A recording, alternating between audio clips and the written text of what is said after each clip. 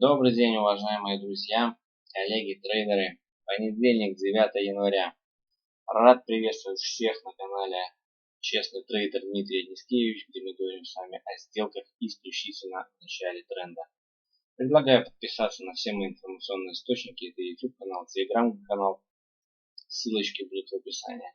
Ну что, наступил 2023 год, год полон надежд и ожиданий, поэтому давайте рассмотрим, что же у нас происходит с рынком.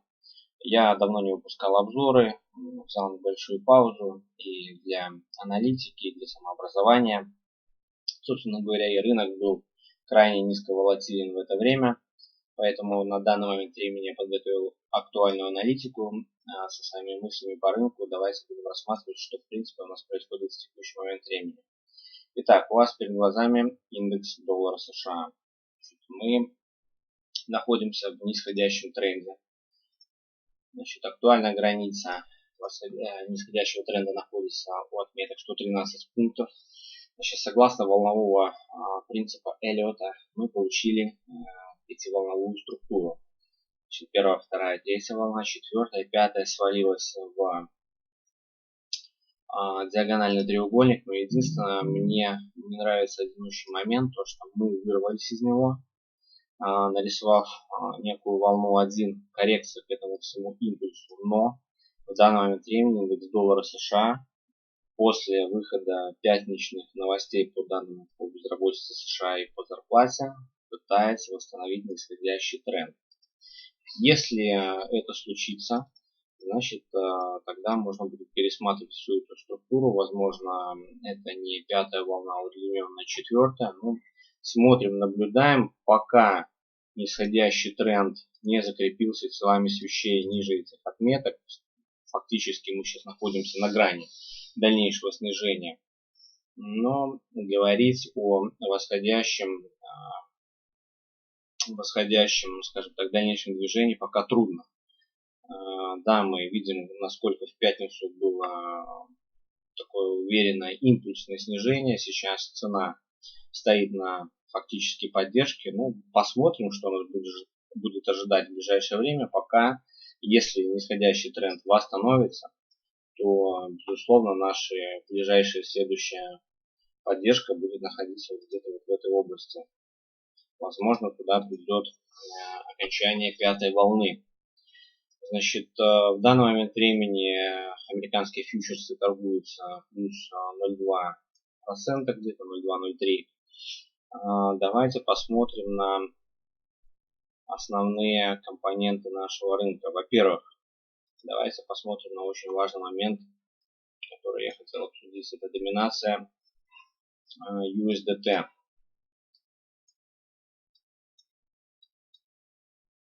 Значит, я сделал тоже разметку на дневном таймфрейме. Мы видим развитие пятиволновой структуры. Значит, завершается эта структура конечным диагональным треугольником, который имеет свою четкую внутреннюю структуру пятиволновую. И в данный момент времени мы пытаемся отрисовать пятую волну волны OFF5 и поставить конечную точку в росте доминации USDT. Мы понимаем, что в общей капитализации всего крипторынка доминация занимает 8%. Это достаточно большие цифры. И после завершения этой пятой волны мои ожидания будут таковы, что мы должны будем сформировать какую-то коррекцию ко всему этому росту. По волновой теории коррекция может ложиться в область четвертой волны. Вот она фактически у нас вся эта сформированная зона. Соответственно, можно ожидать снижения доминации на 2-3%. Значит, если посмотреть на историю снижения на 2%, доминации вызывала рост биткоина до 60 тысяч. Это надо учитывать. Это вероятные цели снижения на 2023 год. Это надо понимать, что мы формируем сейчас конечный диагональный треугольник, который впоследствии должен быть пробит в нисходящем направлении. Очень важный момент, за ним надо следить. Доминация самого биткоина. Значит, я также сделал волновую разметку по Эллиоту. Значит, мы получили нисходящее движение в пятиволновой структуре. Сейчас у нас развивается горизонтальная коррекция, удлиненная, которая получила свое развитие с волнами WXI. Сейчас у нас, возможно, формируется определенная структура роста. Значит, будет ли это волна C поставлена у нас здесь в рамках данного параллельного канала, или мы уже отрисовали какой-то определенный пик. Но, собственно говоря, все идет все равно к тому, что мы можем получить поступательно опять-таки нисходящее движение по доминации. У нас уровень сопротивления находится достаточно сильный на отметке 44%. Но опять-таки, для того, чтобы туда прийти, нам надо сначала преодолеть те самых 42%, которые, возможно, мы уже преодолели. Поэтому за этим показателем также надо следить. И если доминация начнет снижаться, то мы с вами в 2023 году, в этом, соответственно, где-то во втором полугодии, можем получить серьезное движение по альткоинам. Безусловно, ко всем альткоинам это неприменимо, но мы с вами понимаем, что на рынке сейчас существует большой кризис ликвидности, большие проблемы. Поэтому с альткоинами надо быть аккуратным. По крайней мере, можно ожидать еще, скажем так, дальнейший импульс снижения по биткоину. И надо понимать, что инвестировать на данном этапе в альткоины достаточно сомнительная картина и не совсем безопасная. Давайте посмотрим на сам биткоин. Значит, я разложил также историю биткоина сначала с 2019 года. Значит, опять-таки я уже говорил о том, что мы находимся в пятиволновой структуре глобального роста. И пока мы не закрепляемся с телами свечей ниже вот этого хая, который был на отметке 13 700 долларов, говорить о сломе данной структуры не приходится. Значит, давайте приблизим текущую ситуацию, текущую полуторагодовую фактически снижение. Значит, у нас есть развитие первой волны, второй волны. Каждая волна имеет свою внутреннюю структуру. Здесь прошла пятерка, тройка, третья волна четкая пятерка, поставлена четверка в виде АБЦ. И сейчас мы укладываемся в рамках формирования пятой волны. Опять-таки можно сказать, что у нас сформированы 1, 2, 3, 4 волны. Единственное, пока непонятно, поставлена уже четвертая волна на финале, и мы можем отваливаться в рамках пятой волны куда-то в эту область, в эту зону. Либо мы еще будем делать перехай и снимать ликвидность за этим уровнем и за этим уровнем.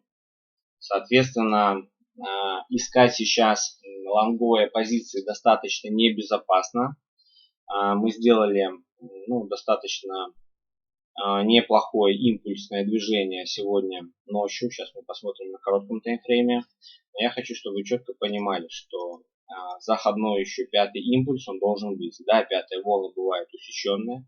Да, мы должны помнить о том, что у нас есть важный уровень 13 700 долларов, за которым мы нежелательно закрепляться. Мы также помним о том, что у нас недельный RSI находится в зоне перепроданности большой. Более того, там есть дивергенция у нас. Сейчас мы посмотрим на недельный RSI. Стохастик находится в зоне перепроданности у нас. И недельный RSI также находится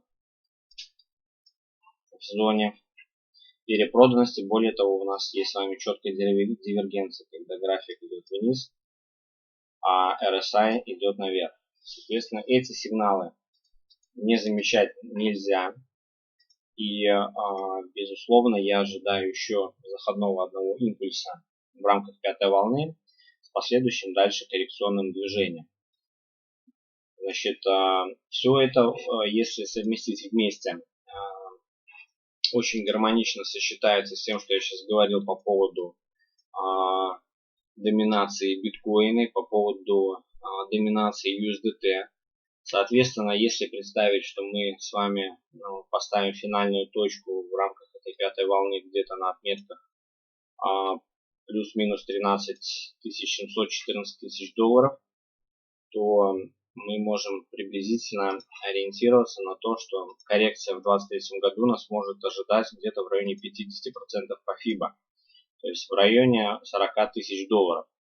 Да, об этом говорить еще рано, но опять-таки совмещая совокупность всех тех факторов и нюансов, которые вырисовываются на графиках доминации USDT и биткоин доминации, можно сделать вывод о том, что такая структура вполне себе может реализоваться. Давайте посмотрим на часовой таймфрейм. Почему я говорю о том, что лонги как бы не сильно сейчас безопасны и актуальны. Значит, во-первых, от последнего импульса мы сделали неплохую заходную коррекцию, сняв тем самым ликвидность вот в этой зоне. Да, у нас есть еще два важных уровня, это 0,5 и 61, от которых мы можем отправиться вниз, как раз тестировать те значения, о которых я только что сказал.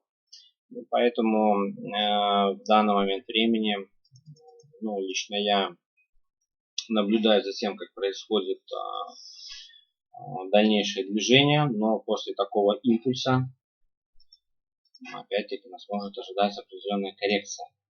Если мы с вами посмотрим на тот импульс, который у нас был после краха FTX 21 400 долларов, то опять-таки у нас есть очень важные уровни, куда может дойти коррекция. Это 18 400 и 19 200. Это такие зоны, куда биткоин может в принципе на импульсе дойти.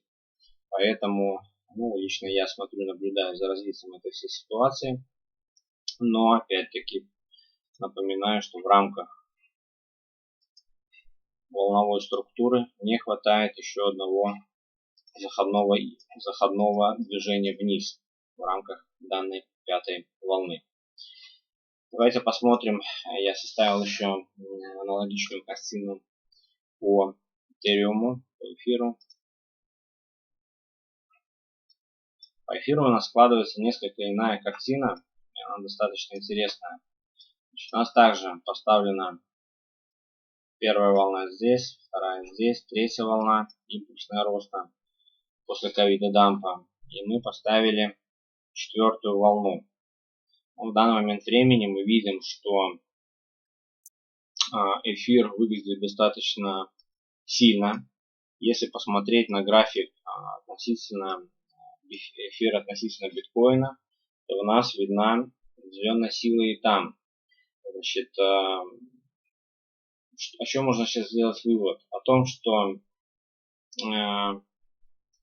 нас может уже ожидать, или мы уже можем находиться в рамках пятой волны роста, получив коррекцию, закончив коррекцию в этом месте.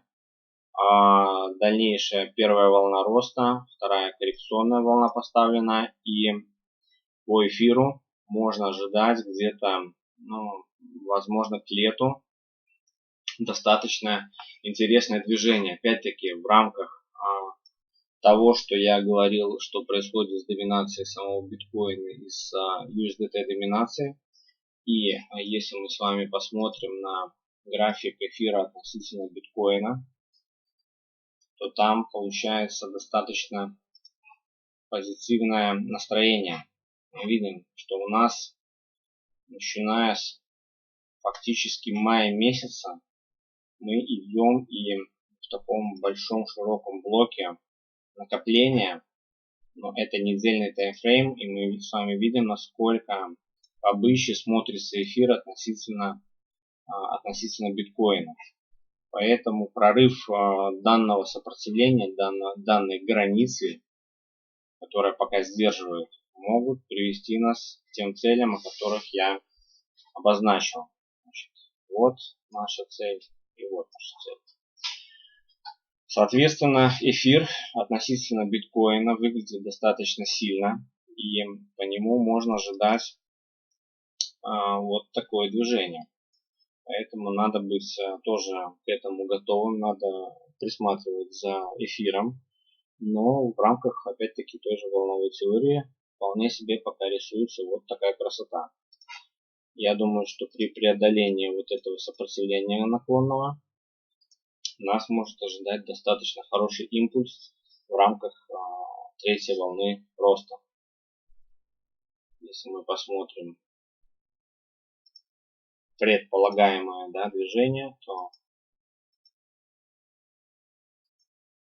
область может лежать в районе $3140 в рамках роста третьей волны. Там же находится и определенное сопротивление. Ну, соответственно, смотрим, наблюдаем, запоминаем и принимаем какие-то торговые решения на долгосрок в рамках полугода, ну, до конца 2023 года. Давайте рассмотрим еще SOL. Достаточно большие движения инструмент показывает в последнее время. Опять-таки по SOL. По SOL мы получили пятиволновую структуру роста. Значит, четвертая волна реализовалась у нас в форме треугольника, что является тоже классикой по волновому принципу. И дальнейший рост в рамках пятой волны. Чего можно ожидать по SOL в настоящий момент времени? По SOL можно ожидать, ну, опять-таки, где закончится пятая импульсная волна, мы не знаем. Более такой глобальный блок сопротивления находится у отметок $19. Дойдем мы туда или нет, я не знаю. Я не Ванга, поэтому ожидать на ближайшее время можно приблизительно такого движения. То есть пятиволновая структура роста может смениться на трехволновую коррекцию, которая опять-таки может вложиться в определенную плоскость. Ну, будем смотреть, как она будет, во-первых, развиваться, потому что волновая коррекция может быть в виде зигзага. Вот такого, как я изобразил, может быть в виде горизонтальной какой-то коррекции, двойного зигзага, растяжения, тройного. В общем, там есть несколько вариантов, но будем смотреть в моменте, как будет ставиться эта коррекционная волна, для того, чтобы понимать, где можно откупать SOL с дальнейшими целями похода, опять-таки, к значениям, скажем так, $19. SOL выглядит достаточно сильно. По нему выходят определенные положительные новости, поэтому опять-таки после финала и постановки окончательной пятой волны можно ждать какую-то коррекционную структуру, после реализации которой уже можно искать точки входа и при, скажем так, при входе, допустим, на отметках $10-9 можно стоп ставить за этот лой, и при определенном движении уже цены вверх можно стоп переносить в область точки входа и дальше тянуть уже до максимума, фиксируясь частями на протяжении всей структуры роста. Опять-таки, почему можно ожидать снижения SOL? Ну, потому что биткоин, опять-таки, я ожидаю снижения в рамках все-таки пятой финальной волны, которая потянет, безусловно, весь криптовалютный рынок в одном и том же направлении. Ну, в целом, ситуация такая. Рассмотрел я среднесрочную картину и перспективы на 2023 год. Все дальнейшее общение предлагаю производить в рамках телеграм-канала. Всем желаю хорошего дня, всем удачи, всем профита, всем пока.